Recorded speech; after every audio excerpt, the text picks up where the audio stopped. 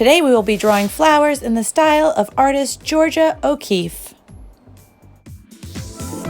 Welcome back, amazing artists. Miss Brown here, coming to you from my studio inside the Textile Art Center in Brooklyn.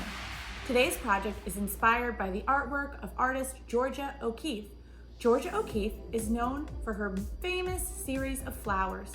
We are going to be recreating a flower of our choice. There are many selections attached to this presentation that you can use, or you can find your own flower online, or if you even wanted to work from a live flower, that's okay too. I've pulled up my image here on the computer that I'm going to be working from. As you can see, you can keep it on the screen, work from the screen, or you could print it out if you needed to, but it's totally not necessary. We're going to be starting off small. This is 1/4 the size of a piece of computer or copy paper. And I'm going to teach you today how to use a 4-box grid to enlarge your same drawing to 4 times its size.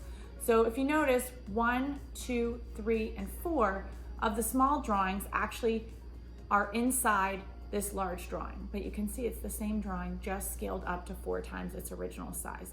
You can do this with any type of small drawing using this graphing process. So let's get started. For this project, you will need the following supplies: a pencil, 2 sheets of the same type of paper, a ruler, markers, and your flower image.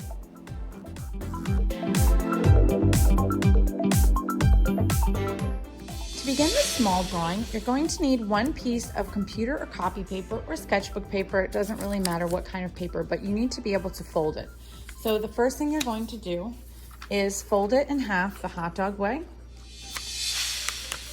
and crease. And then you're going to fold it in half again, the hamburger way, or like a card. When you open it up, you will have the cross. Then, using your ruler, you're going to place your ruler in the center and you're going to tear towards you. So grabbing the upper right hand corner and tearing down. Now you're going to have 2 pieces that have a fold. Set one aside, you only need one. Again, on the crease, starting with the upper right hand corner, pulling towards you. This is going to give you your 2 pieces exactly the same size. So this is the piece that you're going to use for your small drawing. So when you start your small drawing, I suggest you have your screen open to the flower that you have selected, or a printout of that flower so that you can be looking at it. Okay, so while I'm drawing, I'm gonna keep that hibiscus flower that I'm drawing from. This is the one that I did already for the demo. I'm gonna redo it for you. I'm gonna keep the hibiscus flower in the upper right-hand corner so that you can see exactly what I'm drawing while I'm drawing it. So here we go. So this, I'm not gonna have a graph or a grid or anything on here. I'm just gonna be drawing freehand, just like we've done in class from our life drawing. I'm just looking at my image on the screen, or if you did a printout, that's fine too. And I'm really carefully looking at the edges of my petals because, as we know, every flower is unique. And one of the things you really want to pay attention to on your particular flower that you chose is what the flower's petals look like, because that's really going to distinguish the type of flower that you're doing, right? So if you have a sunflower, obviously it has a lot more petals than something like a hibiscus that I'm doing, which has 5 petals in total. A sunflower has many, many petals. I'm not even sure if you could count them all.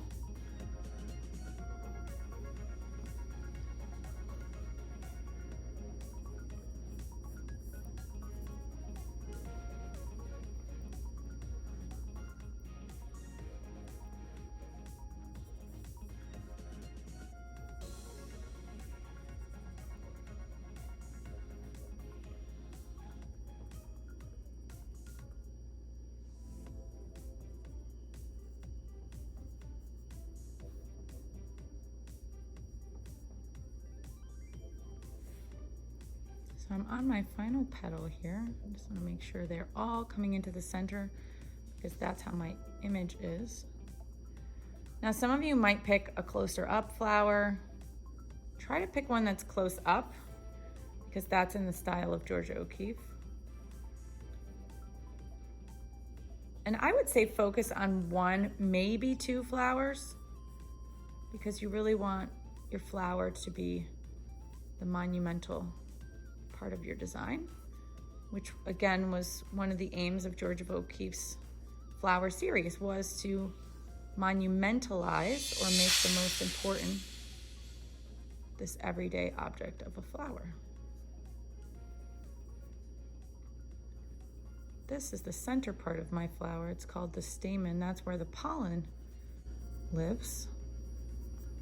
And I'm sort of simplifying into these circle shapes. Okay, so there we go. I feel like that's pretty complete. I would darken your lines so that you can see them very clearly. If you have a Sharpie, you can go ahead and outline it in Sharpie. Okay, we're back. I have successfully added the Sharpie lines to mine, and I've also added a grid. The way that I added the grid was I folded in half, first like a card, second like a hot dog, and then I took my ruler and I actually traced the crease lines.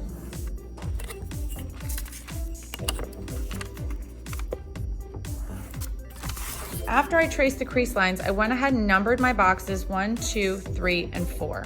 Go ahead and pause the video so that you can do that now. Okay, the next thing you need to do is get your second sheet of copy paper or sketchbook paper. Remember to use the same paper. That's really important because remember, this is going to be 4 times the size, okay? So you need to fold this into 4s as well. If you don't want to fold it, you can also measure, but I find that the folding is a lot more comfortable for most of us because then we know that we're getting very accurate sizes of boxes. So I'm going to start off by folding in half hamburger way and creasing. Opening it up, folding down, again creasing. I've got the same X that I had before, except this time I'm not going to tear the paper. I'm just going to draw the lines for the 4 boxes. 1 down the middle, bring the paper, and going vertically. If you don't have a ruler, you can use the straight edge of a book. You could use the straight edge of anything that's long enough to have you go the whole length of the paper. So now I have my 4 boxes. I'm going to go ahead and number them on here as well, so that I make sure I'm always matching up. So again, I've numbered 1, 2, 3, 4, and 5. So I'm gonna keep my small drawing in the corner so that you can see a picture of that while I'm transferring. So when I'm looking at box number 1 in my small drawing, I'm gonna make sure that I only fold it up so that I'm only seeing box number 1. Now, if I wanna fold my big drawing, I can, but I don't really wanna encourage these creases to stay because this is gonna be my final artwork. So when I have it like this, I'm gonna go ahead and start transferring. So I'm gonna look at the distance that happens from this corner to the first line, and I'm gonna make a dot where I believe that petal is gonna start, okay? Then I'm gonna go ahead and I'm gonna draw the shape that I see. Remember, I'm drawing 4 times as large. So I have to bring this shape all the way over to here to match up with this edge. So this edge is this line, okay? So next I'm gonna look and see where that dips in, and I'm gonna make another dot. So think about the dot to dots that you used to do, or maybe you still do them. I love dot to dot books. And I'm gonna bring this up, and then I notice it has another curve here and a third curve. So I'm gonna make sure that I put all those curved edges in. I see that one goes off the page. And then this line right here comes in the corner. Okay. So now I have this entire first petal and the entire second petal. Now I need to do this detail part here. Now certain boxes might have more details than others. This box tends to be very detailed, which is kind of challenging because it's the first one. And if you have that, you can always start with a different box. You don't have to start with number 1. I recommend starting with number 1 just to keep yourself in order, but you can start with other numbers if you feel more comfortable. So now I'm just looking at those circles. One goes off the page.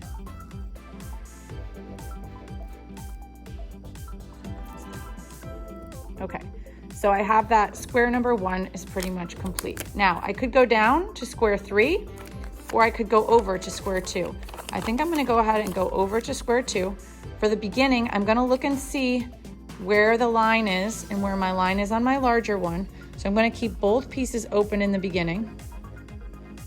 Bring that line down. And that comes up. Oh, and I noticed this comes all the way through here. It's going past that line. Do you see that, how it goes past? So make sure that you're paying attention when you're doing this to your own drawing. At this point, you don't want to be looking at the image on the computer or the printout. You really want to be focusing on your own drawing because we're transferring our own drawing, not the photograph. We already drew from the photograph, right? Okay, so now I need to look for where these connect on my big one. And I'm gonna say it's right about there, and it's like a swoop, and then it has a couple of curves, okay? So now I have, I'm gonna make this a little bit straighter. I have box 1 and box 2, and it looks pretty close to what I have here. Now I'm gonna go ahead over to box 3. I noticed that there's a petal that actually goes from the inside of box 1 down into box 3. So I'm gonna keep box 1 open while I'm looking at this.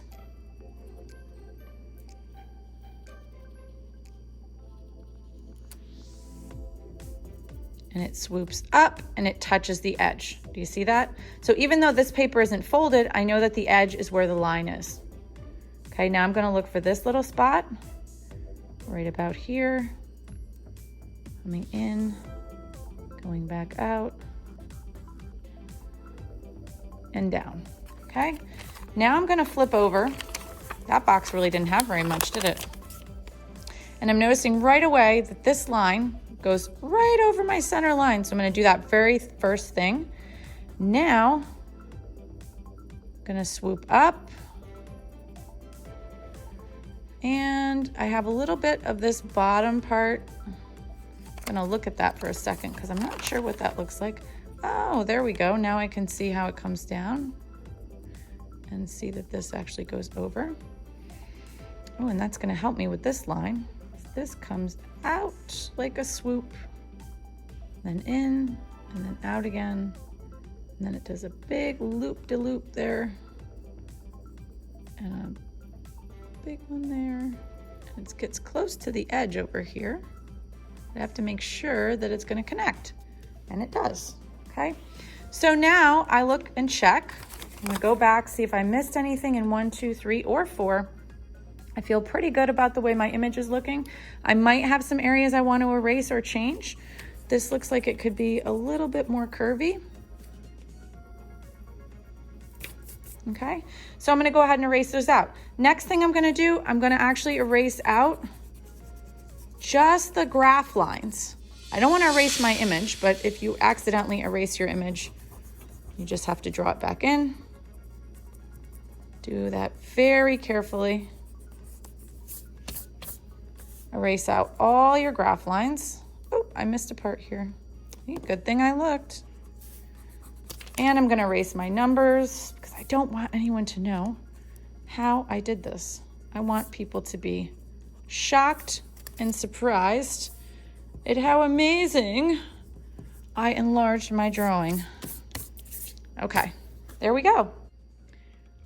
Okay, we're back. So for the last step of today's project, you're going to outline in either a black Crayola or a black Sharpie. It's up to you, whichever you have. Otherwise, you can also use a black ballpoint pen. If you don't have a Sharpie or a marker, you could outline in black crayon. It's up to you. We will be coloring this next class. So today, I just want you to do the outlining as the final step. So let's go ahead and use the Sharpie.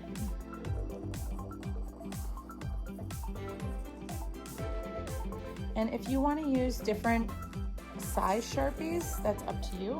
Just noticed my number 4 did not get erased. The nice thing about Sharpie is that you can erase over it without any smudges happening.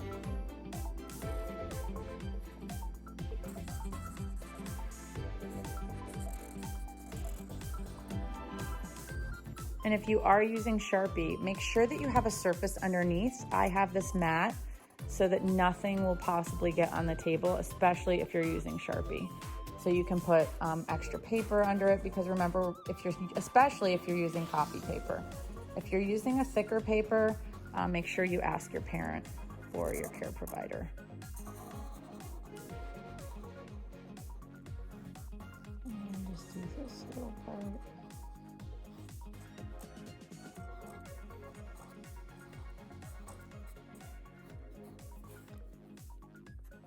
Okay, that's it for the outlining. Then if you still see any of your pencil marks that are really bugging you and you've used Sharpie, you can go back and erase those. If you used Crayola, I would not recommend until it's completely dry. And even then, you might want to just leave the pencil marks, because Crayola has a tendency to get a little smudgy. Okay. So next time I see you, we will be adding color. I hope you had a lot of fun with this project, and I'll see you really soon.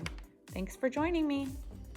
Well, that's it for today. I hope you had as much fun as I did learning how to use a 4-box grid to enlarge your drawing.